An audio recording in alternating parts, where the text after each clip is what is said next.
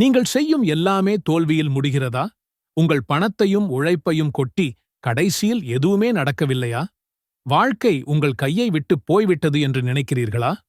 தொழிலில் நஷ்டம், மலை போல மருத்துவச் செலவுகள், ஓயாத குடும்பச் சண்டைகள், ஒரு நொடி கூட நிம்மதியில்லாத வாழ்க்கை. இந்த கஷ்டங்கள் எல்லாம் சேர்ந்து என் தலைவிதி இவ்வளவுதான், இதை மாற்றவே முடியாது என்று உங்களை நம்ப வைத்துவிட்டதா? இந்த விரக்தியின் உச்சியில் நீங்கள் நின்றால் ஒரு நிமிடம் கேளுங்கள். உங்கள் முழு தலைவிதியையும் மாற்றக்கூடிய ஒரு நம்ப முடியாத பொக்கிஷத்தை நான் உங்களுக்குத் தரப்போகிறேன்.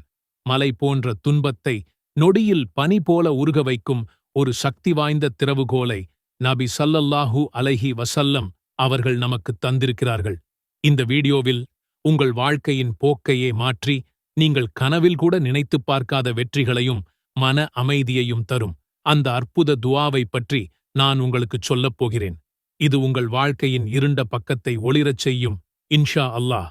நம் ஒவ்வொருவருக்கும் வாழ்க்கையில் பயங்கரமான போராட்டங்கள் இருக்கின்றன. சிலர் பிரம்மாண்டமான கனவுகளோடு ஆரம்பித்த தொழிலில் எல்லாவற்றையும் இழந்து கடலில் மூழ்கி அடுத்து என்ன செய்வதென்று தெரியாமல் நிற்கிறார்கள்.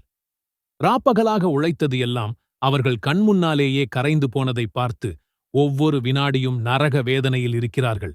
யாரிடம் உதவி கேட்பது, எப்படி இதிலிருந்து வெளியே வருவது என்று தெரியாமல் அவர்களுக்கு உலகமே இருண்டு போயிருக்கிறது.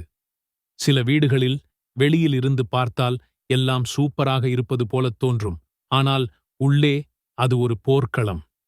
கணவன் மனைவிக்குள் தீராத சண்டைகள், பிள்ளைகளால் நிம்மதியின்மை, உறவுகளுக்குள் பிரிவினை என நிம்மதி என்பதே இல்லை. சொந்த வீட்டிலேயே அந்நியரைப் போல வாழும் ஒரு கொடூரமான நிலை. நிச்சயமாக துன்பத்திற்குப் பின்னரே இன்பம் இருக்கிறது என்று அல்லாஹ் குரானிலேயே நமக்கு வாக்குறுதி தருகிறான். நமக்கு வரும் சோதனைகள் நம்மை அழிப்பதற்கு அல்ல, நம்மை ஒரு சாம்பியனாக மாற்றுவதற்கும் நம் நம்பிக்கையை இன்னும் வலிமையாக்குவதற்கும் தான்.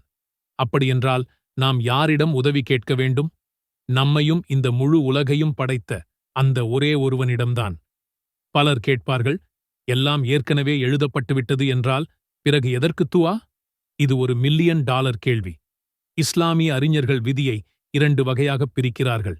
ஒன்று மாற்றவே முடியாதது, மற்றொன்று மாற்றக்கூடியது. அதாவது நீங்கள் மனமுருகி துஆ செய்வதால் உங்களுக்கு வரவிருந்த ஒரு தீங்கு தடுக்கப்படலாம். நீங்கள் துஆ செய்வீர்கள், அதனால் உங்கள் விதி மாறும் என்பது கூட முன்பே எழுதப்பட்ட ஒன்றுதான். அல்லாஹும்ம இன்னி அஸ்அலுகல் ஆஃபியத ஃபித் துன்யா வல் ஆখিরা. இந்த துஆ பார்ப்பதற்கு எவ்வளவு சிம்பிளாக இருக்கிறது, ஆனால் இதன் பவர் மிக அதிகம்.